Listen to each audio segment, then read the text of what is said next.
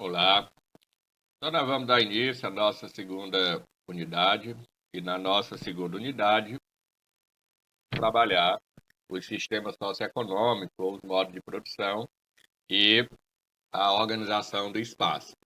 Então nessa unidade a gente vai ter como base de conteúdo o feudalismo, o escravismo, o capitalismo e o socialismo como modo de produção. E, portanto, o nosso objetivo aqui é caracterizar os modos de produção e seus efeitos na organização do espaço. Na verdade, mostrar como que as trocas vão se manifestar em cada uma dessas oportunidades produtivas ou organizações produtivas e como que os efeitos socioespaciais vão se manifestar em função do modelo de produção. Então, quando a gente tem um modelo escravista, do ponto de vista temporal, esse é o modelo que acompanha a expansão marítima europeia. No caso do Brasil, por exemplo, ele vai até 1888, quando legalmente a gente assina a chamada Lei Áurea, ou seja, vem desde o 1500 e vai até lá, apesar de que a gente tem esse modelo passando por transformações do ponto de vista de vinda de novos escravos, lá em 1850, com a assinatura da Lei Eusébio de Queiroz. E aí, como é que vai caracterizar esse modelo? Esse modelo ele é caracterizado como um modelo em que o trabalhador não recebe pelo trabalho, ou seja, o escravo trabalha, mas ele não tem salário. Nesse modelo, os donos dos meios de produção são também os donos da força de trabalho, ou seja, o senhor ele tem tanto a fazenda ou a propriedade, quanto os próprios escravos passam também como mercadoria para eles. Inclusive constitui instrumento de troca também, né? E essa força de trabalho ela é mercadoria exatamente porque eles também podem ser vendidos, né? Os escravos. Não há liberdade para a força de trabalho, ou seja, aí você tem um trabalho forçado sem ter, inclusive, retorno pelo trabalho que você realiza. Esse é o modelo que deu sustentação à expansão marítima europeia nas colônias, é o caso do Brasil, por exemplo, que nós tivemos a relação Europa, ou Portugal, Brasil, trazendo escravos da África para produzir no Brasil e retornar com essa produção para a Europa. E, consequentemente, esse modelo ele trouxe o que a gente chama, dentro de uma concepção de organização espacial, as relações metrópole-colônia. Ou seja, internamente no Brasil o modelo era escravista, mas em Portugal a gente já trabalhava com relações capitalistas mais avançadas. Ou seja, para vocês compreender que eu tenho uma complexidade no sistema e não um modelo com forma ou com características uniformes em todos os espaços. E, consequentemente, como que se vai dar a organização social dentro desse modelo? Nós vamos ter praticamente duas categorias sociais. Em linhas gerais, eu tenho os senhores e, do outro lado, eu tenho os escravos. Os senhores aqui são aqueles que são donos dos meios de produção e os escravos de trabalho. Com o avanço do sistema capitalista, o modelo escravista ele vai ser colocado em xeque por uma necessidade do próprio sistema capitalista. E que necessidade é essa? É que eu preciso de um mercado consumidor. E para que eu tenha um mercado consumidor, o trabalhador precisa receber dinheiro pelo trabalho que realiza. E aí, no modelo escravocrata, ele não é um modelo que alimenta essa ideia de formação de mercado. Portanto, o que vai caracterizar esse modelo capitalista? A propriedade privada dos meios de produção, ou seja, aqui nós temos uma unidade com o modelo escravista.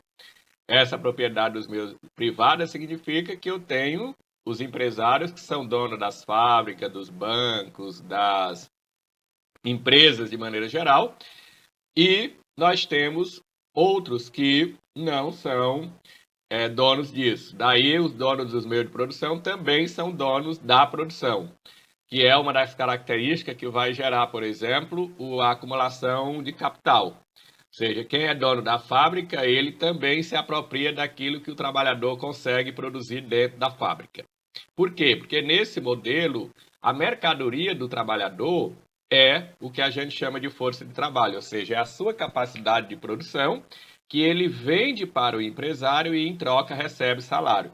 Que no caso brasileiro, o menor é o salário mínimo, né? E, portanto, eu tenho o que a gente chama de relações assalariadas de produção. Ou seja, eu tenho uma relação em que eu vendo a minha força de trabalho e, em troca, eu recebo um salário. E, portanto, eu não me aproprio daquilo que eu consigo produzir. Quem vai se apropriar disso é o dono da empresa. Consequentemente, nós temos aí uma sociedade em que uma pequena parcela da população passa a controlar a grande parcela da população do ponto de vista financeiro por meio desse modelo relacional produtivo. No caso do sistema capitalista, que nós vamos em busca de lucro, né? O mercado ele é controlado teoricamente pela chamada lei da oferta e da procura.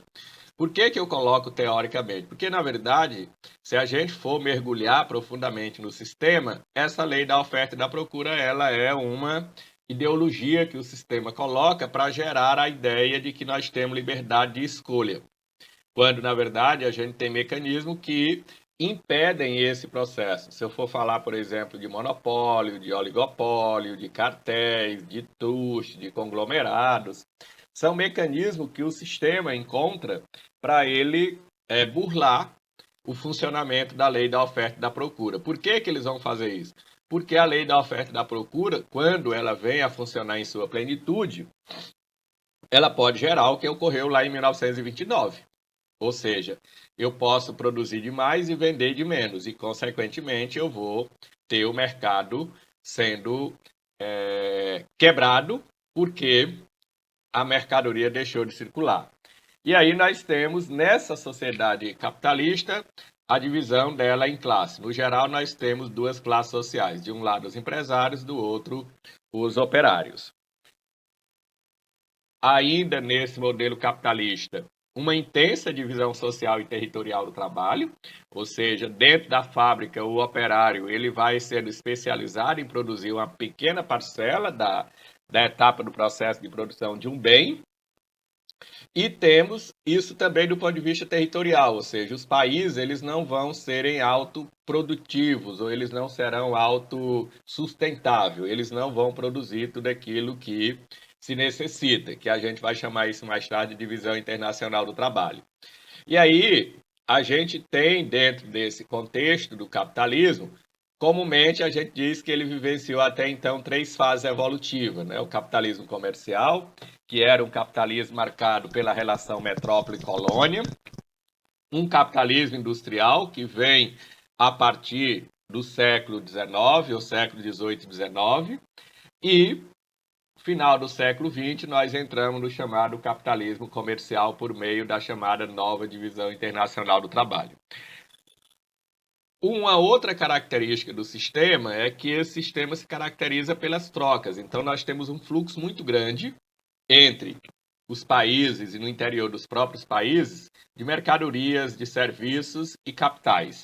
Ou seja, nós temos a circulação desses três componentes do mercado, que são, hoje, com o avanço no sistema de transporte e de comunicação, cada vez mais intensificado. Hoje, se eu pensar, por exemplo, na tecnologia da rede mundial de computadores, que a gente chama internet, a gente percebe muito claramente pelos mercados que eu posso estar aqui, mas eu compro produto de um mercado que está a milhares de distância ou de metros, quilômetros da gente, e a gente faz padrões, por exemplo, de conversão. E, automaticamente, esse é o modelo que a gente tem dominante nos dias atuais. Inclusive, alguns autores dizem que foi o modelo que foi vitorioso, né, em função da chamada Guerra Fria. E aí a divisão internacional do trabalho, ela vai ser exatamente essa base. Lá na frente a gente vai ver, na próxima unidade, como que manifestar de maneira mais contundente. E aí, no modelo capitalista, a gente tem um elemento muito pesado do ponto de vista da geração de crítica, que é o fato de que é um modelo que gera grandes desigualdades, tanto em relação aos espaços quanto em relação às pessoas. Daí nós temos o Marx no final do século XIX, ele mergulhando no sistema capitalista e fazendo uma dura crítica ao sistema capitalista. E essa crítica do Marx gerou o surgimento de uma proposição de novas organizações que seria o que chamaríamos de capitalismo, ou melhor, de socialismo, né? E o que vai caracterizar esse socialismo? Lá no capitalismo, enquanto nós temos a propriedade privada, no capitalismo nós teríamos a propriedade estatal. Por quê? Porque na visão do Marx, um dos grandes desafios do capitalismo era e é o fato de que a produção ela é coletiva, mas a apropriação é individual. E, portanto, as desigualdades são enormes.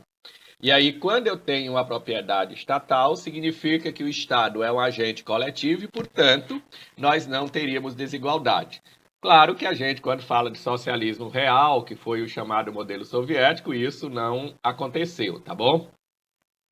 E, consequentemente, nós não teríamos uma economia de mercado, nós teríamos uma economia planificada. E o que vai caracterizar essa economia planificada é que nós iríamos produzir de acordo com a necessidade da população e não de acordo com a capacidade dessa população. Ou seja, quando eu falo de necessidade, eu estou falando daquilo que efetivamente eu preciso. Quando eu falo de capacidade, eu estou dizendo daquilo que eu tenho condições de adquirir. E aí nem sempre o que eu tenho condições de adquirir necessariamente é aquilo que eu preciso. No caso do capitalismo, por exemplo, se você tiver dinheiro, você tem 3, 4, 5, 8, 10 carros na garagem e você, na verdade, só pode andar com um. Ou seja, eu compro 10, mas eu só precisaria de um, porque, na verdade, é o que eu consigo me deslocar. Mas a minha capacidade econômica fez com que eu conseguisse comprar os 10. E, teoricamente, se eu tenho propriedade estatal, economia planificada, eu teria uma sociedade iguais. Consequentemente, eu teria ausências de classes sociais, né? Ela não seria o instrumento de caracterização desse espaço. E aí, então, a produção nossa seria para atender às demandas da sociedade e não às demandas do mercado. E aí, nesse quadro aqui ao lado, eu trago para vocês observarem elementos do ponto de vista da sociedade, da economia e da propriedade que diferenciam o capitalismo de socialismo. Logo abaixo eu tenho a bandeira do comunismo à direita e uma bandeira norte-americana à esquerda, que vai denunciar que, ao longo de um dado período na história, e entenda esse período como sendo o final da Segunda Guerra Mundial até começo dos anos 90 do século passado, nós tivemos esse modelo socialista, chamamos de socialismo real, ele tentando se segurar em algum componente espacial sobre a liderança da antiga União Soviética. E que a gente sabe que o modelo soviético ele não foi um modelo propriamente socialista, né? E aí, do ponto de vista da organização espacial, como que nós vamos ter esses modelos, no caso socialismo e capitalismo, ao longo do século XX, se organizando? No final da Segunda Guerra Mundial, é o ponto de partida, porque nós temos de 14 a 18 a Primeira Guerra Mundial, 17 nós tivemos início da Revolução Russa, 22, e aí eu estou lá no século 20. 22 nós tivemos a criação ou o surgimento da União das Repúblicas Socialistas Soviéticas e os Estados Unidos e União Soviética lutaram juntos, né, na Segunda Guerra Mundial, no chamado Grupo do Eixo. E quando termina a Segunda Guerra Mundial, eles terminam se divergindo, formando os blocos econômicos chamados socialismo e do outro lado o capitalismo. E aí, ao longo do que a gente vai chamar de século curto, de século XX curto, nós tivemos um mundo marcado pela chamada bipolaridade, que foi a diferença ou o processo de organização do espaço com base, de um lado, do socialismo sob o comando da ex-União Soviética e do outro lado o capitalismo sobre o comando do então Estados Unidos da América.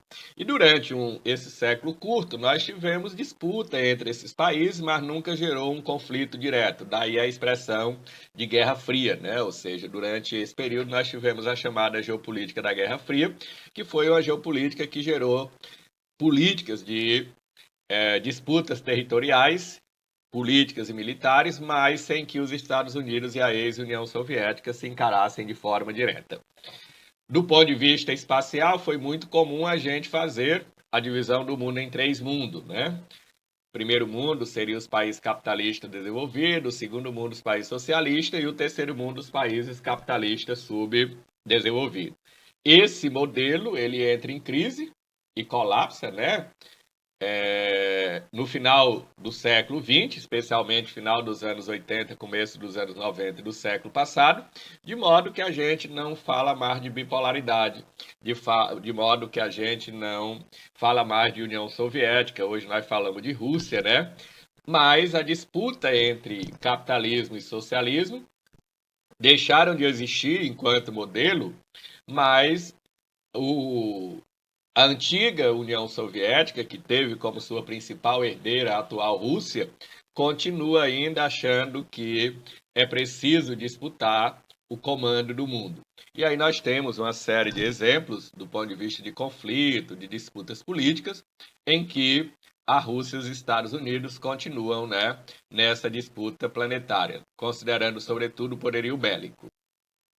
E aí então nós temos nesse capítulo ou nessa unidade, um texto do Dobb, que vai falar sobre a evolução do capitalismo, um texto do Madeira, que vai falar da questão da desigualdade e espaço no capitalismo contemporâneo, uma questão de justiça ou de injustiça territorial, e o Schwartz, que vai falar sobre Marx, ou seja, vai trazer uma leitura do mundo a partir dessa concepção marxista, ou dessa concepção socialista que foi produzida pelo Marx, tá bom? Bons estudos para vocês e até a próxima.